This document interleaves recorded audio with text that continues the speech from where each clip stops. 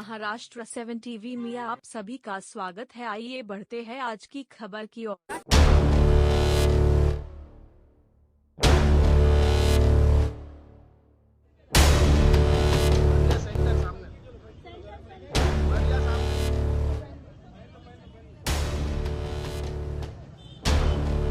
क्या कहना चाहेंगे आज जो धरना प्रदर्शन यहाँ पे हो रहा है, शहरियत में दखल अंदाजी की बातें हो रही है, क्या कहना चाहेंगे इस बारे में?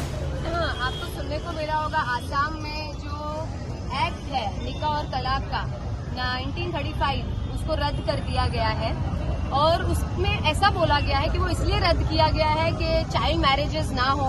पर वो एक्ट के जरिए ऐसा भी बोला गया कि स्पेशल मैरिज एक्ट के तहत शादी करनी पड़ेगी। इसका मतलब है कि काजी के पास नहीं जाना है, खुतबा नहीं होगा तो निकाह कैसे होगा, और निकाह के हिसाब से नहीं करेंगे तो मेहर कैसे दिया जाएगा।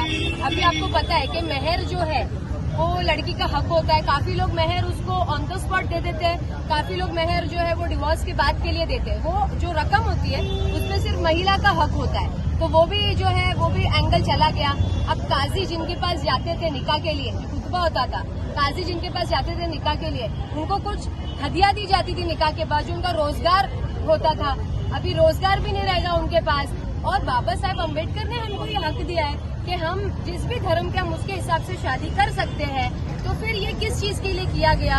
अगर आप चाइल्ड मैरिज बोल रहे हैं, आपकी बात ठीक है कि बाल विवाह नहीं होना चाहिए, बट उसके लिए तो देश में ऑलरेडी दुनिया भर के कानून है।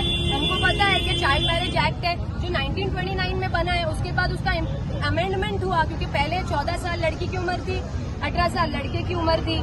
फिर उसके बाद उसको इंडिपेंडेंस के बाद अमेंड किया गया, 15 साल लड़की की उम्र कर दी गई, 18 साल लड़के की उम्र कर दी गई। फिर 1978 में फिर दोबारा उसको अमेंड किया गया, 18 साल लड़की की उम्र कर दी गई, 21 साल लड़के की उम्र कर दी गई। तो ऑलरेडी हमारा, और वो जब भारत देश का कानून है तो पूरे देश में कायम होगा, चाहे आसाम हो, चाहे महाराष्ट्र हो, चाहे बिहार हो, कहीं भी हो, सब जगह पे वो इम्प्लीमेंट होगा ना।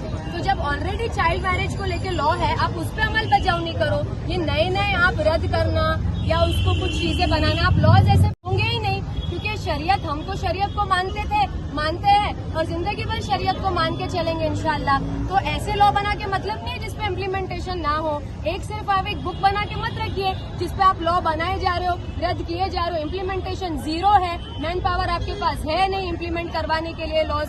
ये सिर्फ एक टैक्टिक्स है पोलराइजेशन करने का, लोगों को भटकाने का, डाइवर्ट करने का, ताकि वो अहम मुद्दों से हटके ये सारी चीजों में उलझे रहे। अहम मुद्दे जैसे कि इलेक्ट्रल बॉन्ड, अहम मुद्दे जैसे कि अनएम्प्लॉयमेंट, अहम मुद्दे जैसे कि महंगाई, ये सब से हटके रहे लोग और यही सब भड़काऊ वाले टॉपिक्स में लगे रहे, एक दूसरे से भिड़ते रहे। कोई शासन को आपकी तरफ से मेमोरेंडम दिया जाएगा इसके बाद, ये जो धरने प्रदर्शन के बाद क्या रहेगा अगला कदम आपका? जी, हम इसके तहत, देखिए ये हो तो रहा है आसाम में, तो हम इसके लिए अभी आवाज उठा रहे हैं और इसके लिए जो भी हमको लीगली करना पड़े तो हम करेंगे।